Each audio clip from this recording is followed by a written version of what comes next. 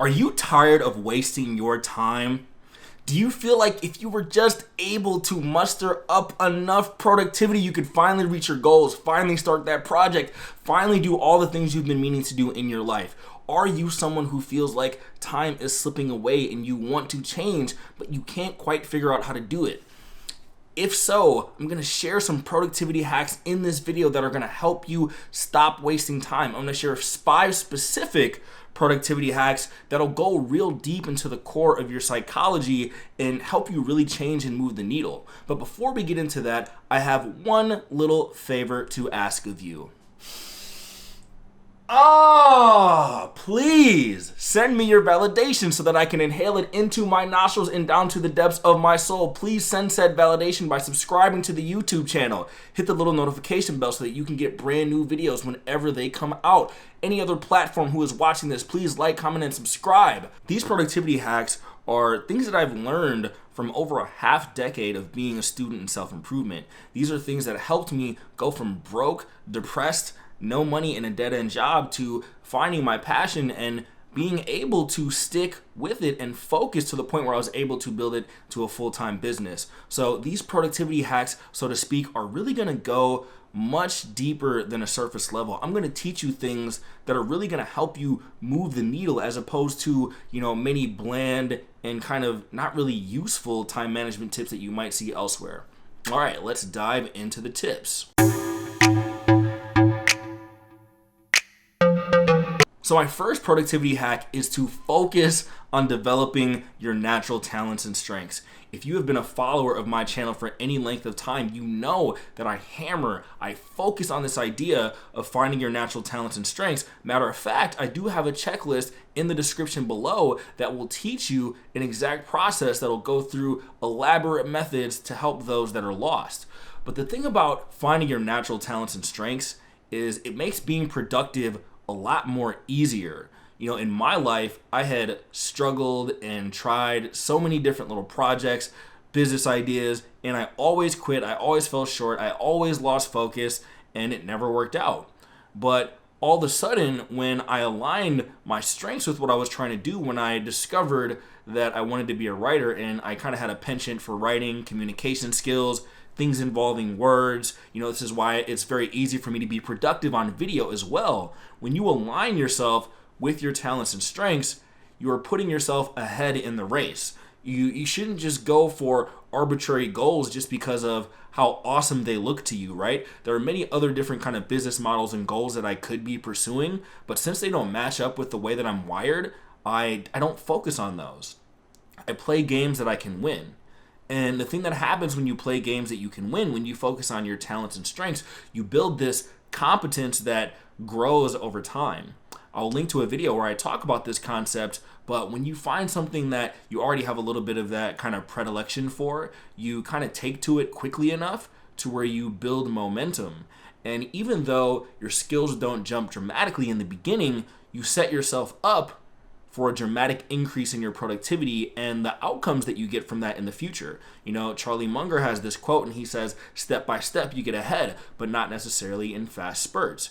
You prepare discipline to get those fast spurts in the future. And when you find something that you are good at and you already kind of have a natural talent for, you will be much better equipped to follow through with that path and be more productive and really move the needle in your life. So again, there's a checklist below. If you're one of those people who really feels like you're totally lost, you don't know where to start, that checklist will definitely help you. And there's all sorts of ways to figure this out. You can look at your past when you were kind of a child, in your childhood and adolescence. You can listen to the feedback that other people give you. Many people told me over time that I have a really good voice, that I should be on radio, that I should be on camera. So I kind of listened to this feedback I got from the world, and I went in that direction, and it made me much more productive.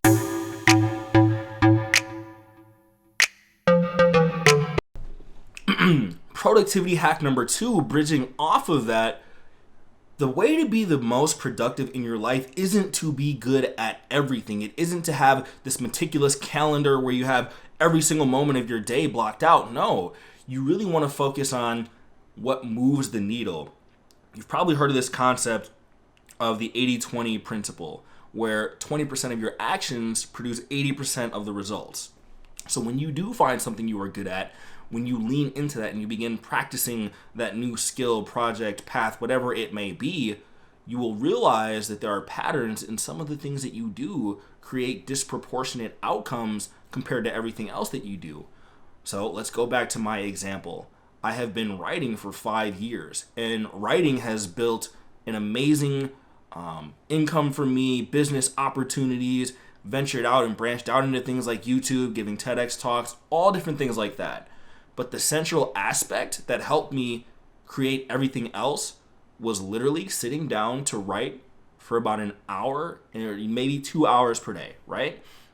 So when I was working a full-time job, I didn't have a ton of time to work on my writing, so I focused on doing what moved the needle most. I didn't focus on social media marketing. I didn't focus on SEO. I didn't focus on these, elaborate promotional schemes. I focused on getting 1 to 2 hours worth of writing done and publishing it.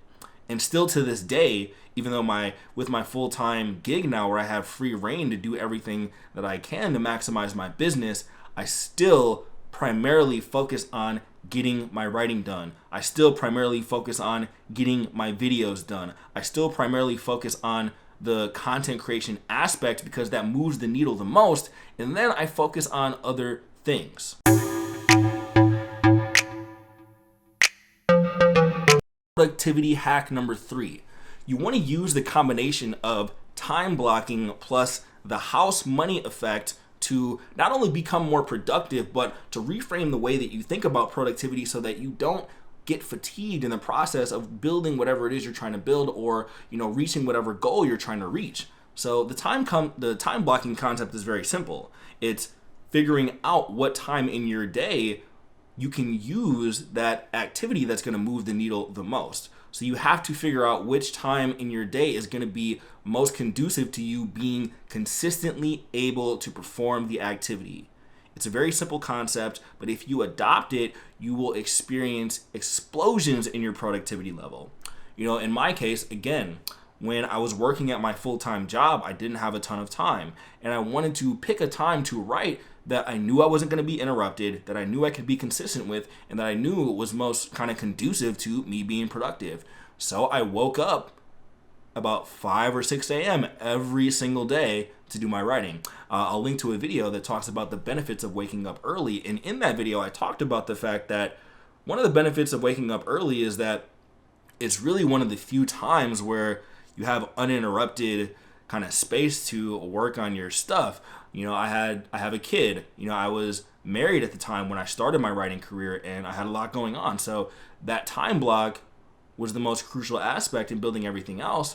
And then combining that time block with the house money effect is really going to help you increase your productivity by changing the way that you think about it. So what is the house money effect?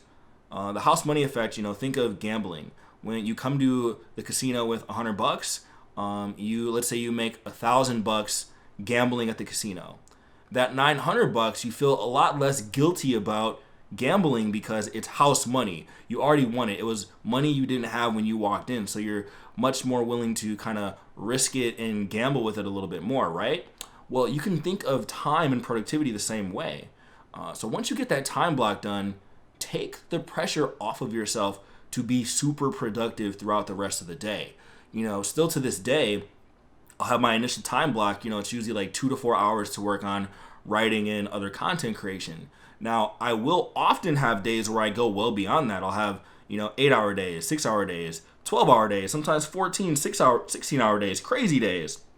But if I'm feeling a little bit tired, if, kind of the activities I do after my time block don't go the way that I planned, I don't beat myself up. I kind of rewired my mind to understand that anything beyond that time block is house money. It's extra. It's a bonus. It's icing on the cake. I don't ever try to focus on being wildly productive throughout the entire day. And the funny thing about it is I get more done in my time block because I'm doing very focused and deep work that I often get the kind of outcomes that many people don't get working 40 hours a week. In terms of income, in terms of reach, in terms of audience, all these things, I can get more done in that time block than most people can in a full work week. And then everything on top of that is house money. So this is a really great way to reframe your thinking to really have a better chance at sustainable productivity.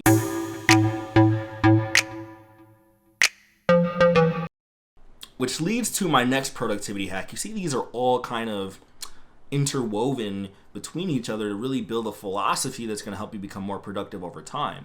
And this is the concept of energy management, which I actually created a video about where you can check out here. I'll explain a little bit of what I talked about in that video though. The concept of energy management is, instead of focusing on managing your time, focus on your energy levels throughout different periods in your day.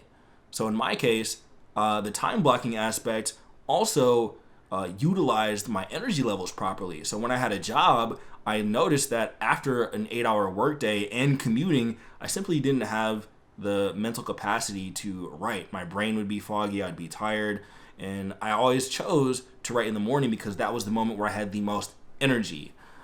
Even today, I do certain things to make sure my energy levels are aligned with what I want to do. So I always choose the most deep, focused task earliest because that's when I have the most energy.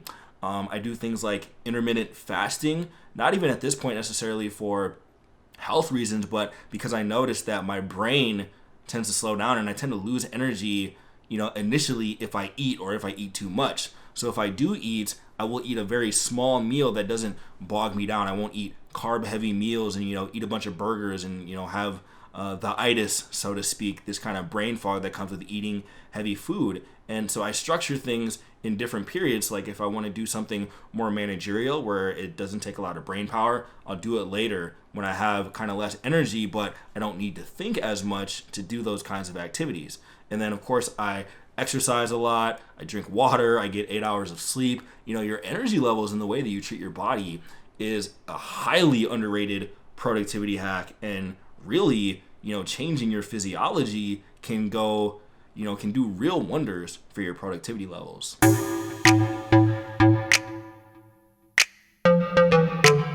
To stop wasting time is to realize that when you are working on a new project, when you are learning new skills, when you are pushing yourself outside of your comfort zone, when you are really dedicating yourself to a mission, it doesn't matter whether you succeed or fail. No time is wasted. I created an email course once that sold 0 copies, but that time was not wasted because I drew valuable lessons about what sells and what doesn't. I have written drafts of multiple books that never saw the light of day. That time wasn't wasted because I was still practicing writing. I was still learning how to get better and how to package things.